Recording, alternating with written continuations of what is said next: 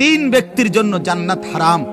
এক, মুদমিনু খামরিন, যে মদ খায়, নেশা করে, নেশাখোরের জন্য জান্নাত হারাম। নেশাখোর, মদখোর, গাঞ্জাখোর, ফুট্টাখোর, বাবাখোর, ডাইলখোর, এ জান্নাত তার জন্য হারাম।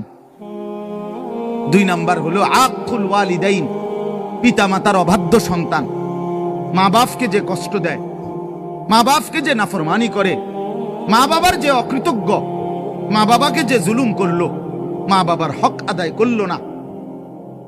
আল্লাহ রাসূল সাল্লাল্লাহু আলাইহি ওয়াসাল্লাম বলেন জান্নাত তার জন্য হারাম। আর তিন নাম্বার, শুনতেছেন সবাই? সজাগ তো সবাই? তিন নাম্বার ওয়াদাইয়ুস, রাসূলুল্লাহ বলেন দাইয়ুসের জন্য জান্নাত হারাম। এখন প্রশ্ন হলো দাইয়ুস কে? খোদার কসম বাপ, এটা আমারও বলা না, আপনার কোনো আলেমেরও না, আল্লাহ রসুল বলে দিছে। দাইয়ুস কাকে বলে? রসুল বলছে ওয়াদাইয়ুস আল্লাযী ইউকিররু আহলাহু আল খুবুস।